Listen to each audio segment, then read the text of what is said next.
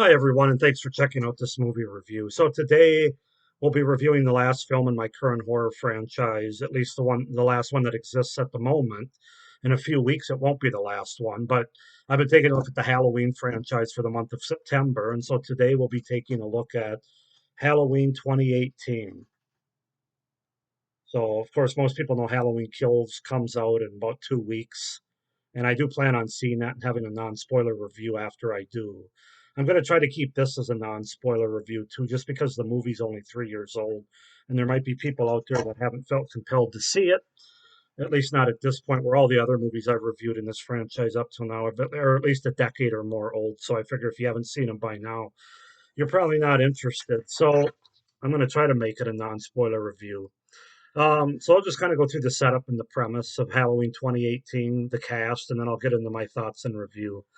So Halloween is a 2018 American slasher film directed by David Gordon Green, written by Green, Jeff Fradley, and Danny McBride. It is the 11th installment of the Halloween film series and a direct sequel to the 1978 film of the same name, while effectively retroacting continuity of all previous sequels. So it scraps all the other movies except for the very first one from 1978. Its plot follows a post traumatic Laurie Strode who prepares to face Michael Myers in a final showdown on Halloween night, 40 years after she survived his killing spree.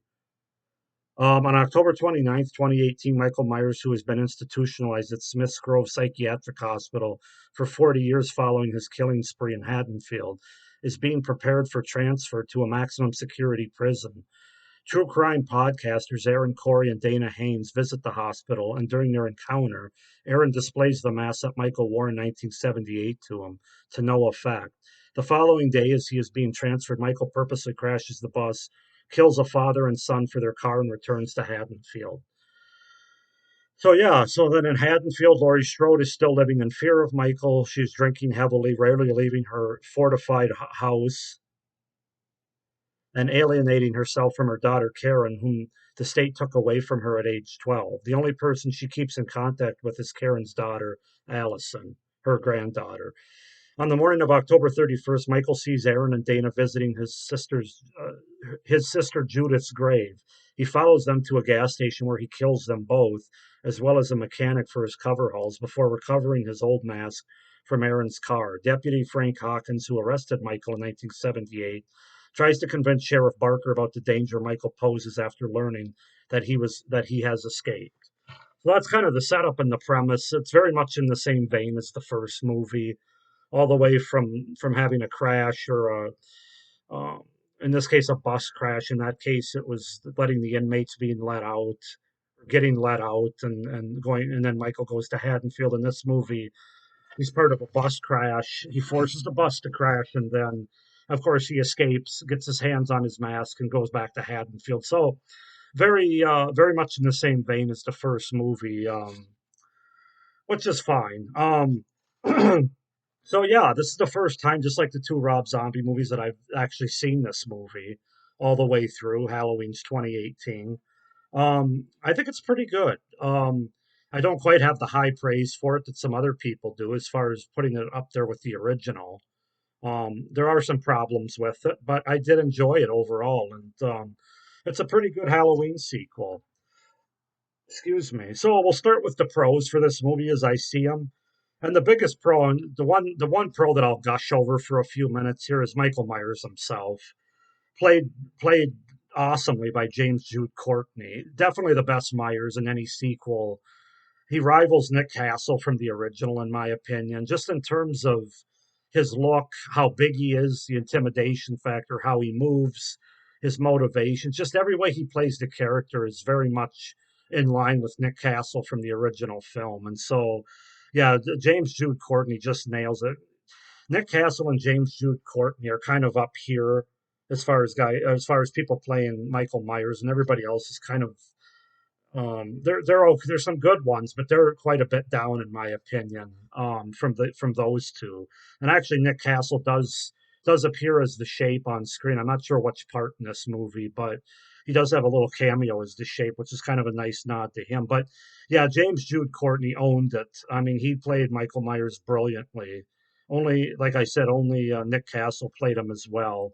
Um, flawless, just a flawless transition in Myers over 40 years. I mean, because we're meant to forget about all the other sequels and just watch 1978 and 2018. And if you do that, it's amazing how Myers is right on point, and they casted him so well. Um, yeah, the way he reacted, just everything was spot on.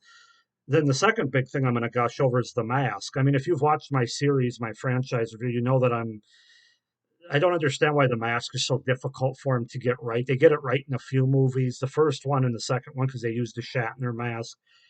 This is definitely the second best, next to the Shatner mask from the first movie. I'd even put this above the Shatner mask from the second movie, because that one was kind of well, it just didn't look the same because it was on a different actor's head, and it just kind of stretched out a little bit more. But yeah, I love this mask worn by Myers in this movie. Definitely the best since the original movie, which was the Shatner mask. It's perfectly weathered, which you would expect it to be over 40 years. Basically sitting in a like a holding a security I guess like an evidence security locker or something. Yeah, they got that perfect. They got so Myers and the Mask they got perfectly, which is obviously a big part of any Halloween movie. Um, so moving on to some other pros that I have, I think the main characters for the most part are pretty solid in this movie. They're portrayed well and acted well, especially Jamie Lee Curtis. I got to bring her up and talk about.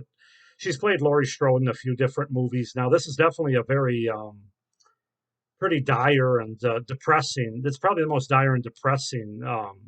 She's played the character before, um, but that was intentional. But she gives a really good performance, just very PTSD as you would imagine. Um, yeah, she's basically been waiting 40 years for Michael to come after her. She did an H2O2, but it was different. She was more fearful that Michael was going to come after her in that rendition. Here, she wants it, Michael Myers to come after her. In fact, she basically admits that midway through the film. She's been loading guns. She's been practicing shooting every single day. She's wired up her house. I mean, she's done nothing but obsess about Myers in this movie, and not in a fearful way. So yeah, she was really good.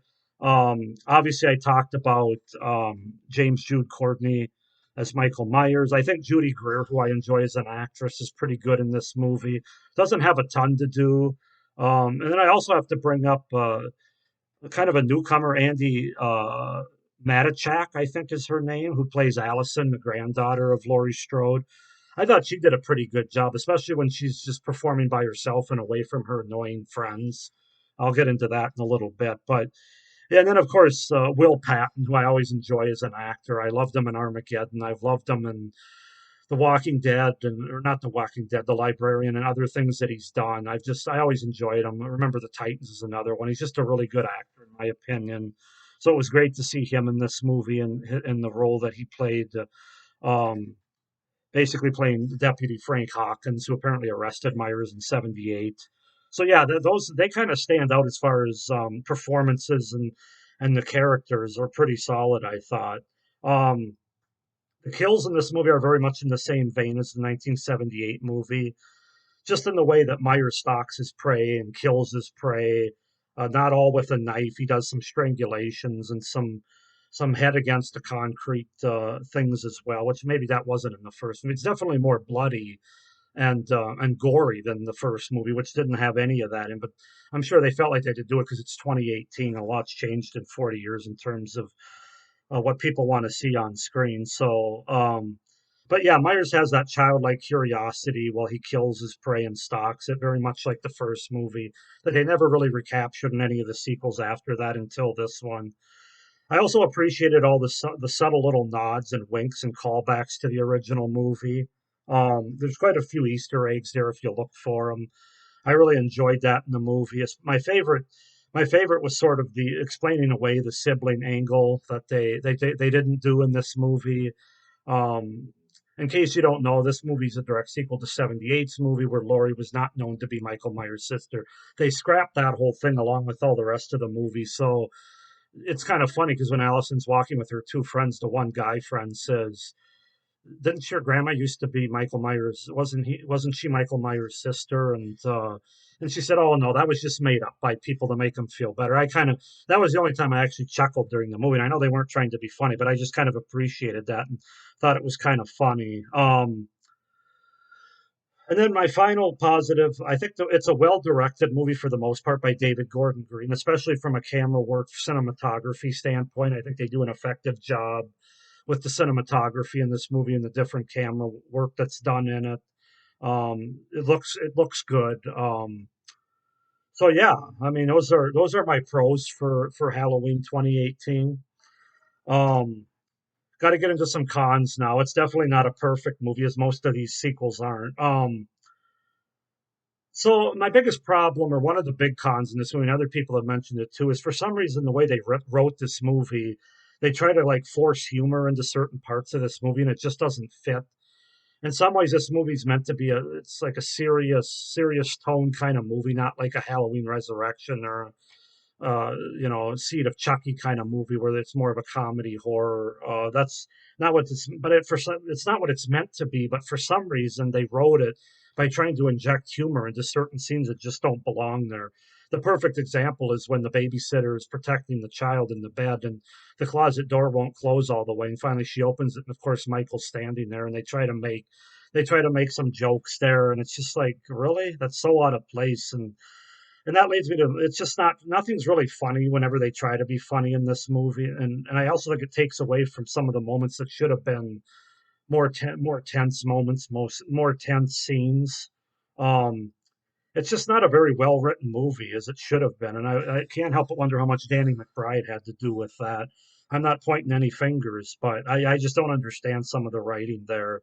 Um, Forced humor, some of the dialogue's not great either. It's cringe. Just again with the forced humor and the friends of Allison, which leads me to my next con, which is Allison's friends as well as the side characters in this movie. First of all, her friends are focused on way too much in this movie. I'd rather have them focus more on Laurie and maybe more on the relationship with her and her daughter, played by Judy Greer. But instead, we go off to this Halloween concert party, whatever it is, where this Halloween dance, school dance, whatever it is. I suppose for a festive atmosphere, I guess. And her boyfriend's cheating on her. She finds out, and just all that teenage bullshit that we don't really care about in this movie. The side characters are not strong at all. They're weak as hell the way they're written, and not well acted either. Also, Karen's husband, who'd be Allison's dad.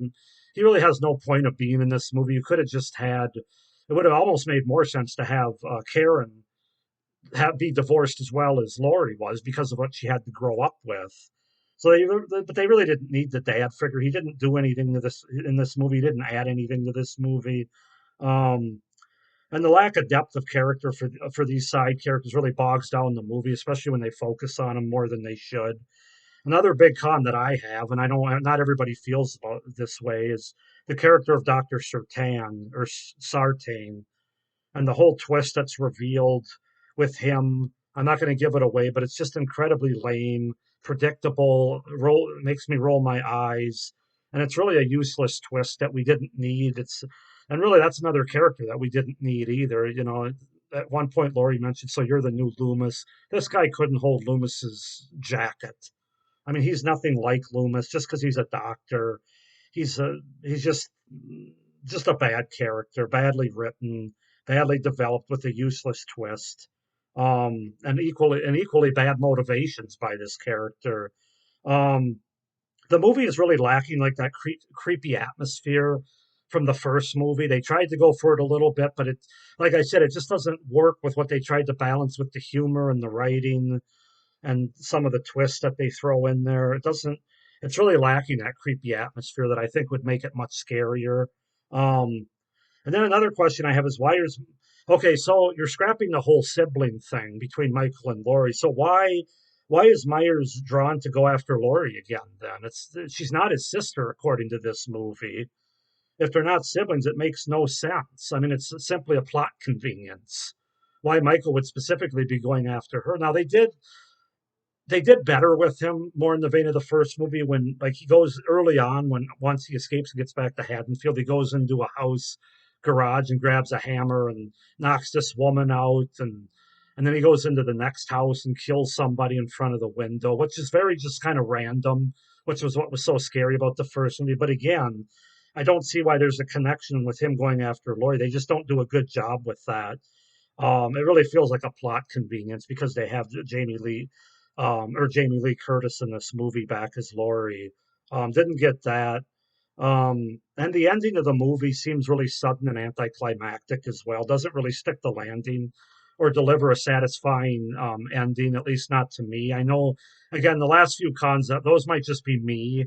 They might not be across the board. I know the humor thing is across the board because I've heard other people say the same things as well as some of the side characters, especially the teenage ones. Um, so yeah, I don't know. Those are my cons for the movie. Kind of a mixed bag again, but I do enjoy it more than I don't. I think I will give this movie an 8 out of 10 as far as a rating goes. It's good. I don't know if it's the best sequel from the original, which somebody wrote on here on the back.